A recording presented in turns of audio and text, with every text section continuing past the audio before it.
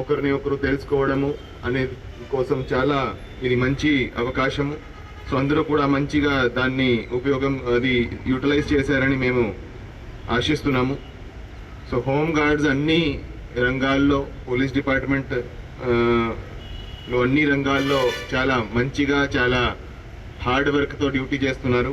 అది law and order ఉండొచ్చు, అది విఐపి సెక్యూరిటీ ఉండొచ్చు, అది ట్రాఫిక్ కంట్రోల్ ఉండొచ్చు, క్రైమ్ కంట్రోల్ ఉండొచ్చు, నైట్ బీట్స్ ఉండొచ్చు. అన్ని రంగాల్లో హోమ్ గార్డ్స్ చాలా చాలా చక్కగా సమానంగా పోలీస్ డిపార్ట్మెంట్తో పని చేస్తున్నారు. పోలీస్ డిపార్ట్మెంట్లో పని చేయడం అనేది చాలా చాలా కష్టమైన ఉద్యోగము. సో 24/7 డ్యూటీలో ఉండడము, తినేదానికి టైం ఉండదు, రెస్ట్కి టైం ఉండదు, విపరీతమైన ప్రెషర్ ఉంటుంది.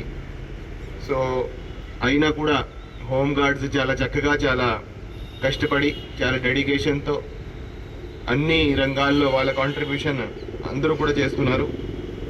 సో మన జిల్లాలో టోటల్ 520 మంది హోంగార్డ్ డిపార్ట్మెంట్లో పని చేస్తున్నారు.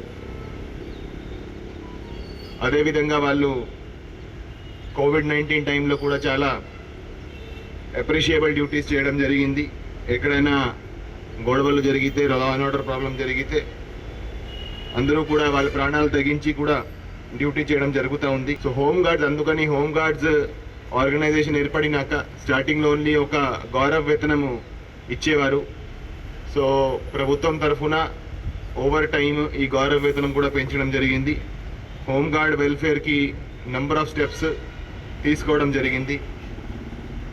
ఎవరైనా హోమ్ గార్డ్ చనిపోతే వాళ్ళ ఫ్యామిలీకి మళ్ళా హోమ్ గార్డ్ ఉద్యోగం ఇవ్వడం కానీ, అదేవిధంగా చనిపోయినప్పుడు ఫ్యూనరల్ ఛార్జెస్ ఇవ్వడం కానీ జరుగుతూ ఉంది.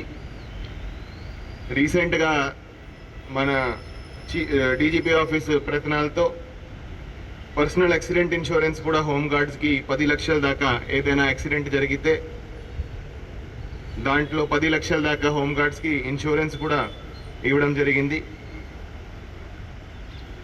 ఫీమేల్ హోమ్ గార్డ్స్కి 3 నెలల మెటర్నిటీ లీవ్ కూడా శాలరీ తోటి ఇవ్వడం జరుగుతూ ఉంది. ఇవన్నీ ఇంతకుముందు ఉండేవి కావు. కానీ హోమ్ గార్డ్స్ ఎంత చక్కగా పని చేస్తున్నారు, ఎంత కాంట్రిబ్యూషన్ చేస్తున్నారు, దాన్ని దృష్టిలో పెట్టుకొని ఇవన్నీ ప్రొవైడ్ చేయడం జరుగుతూ ఉంది.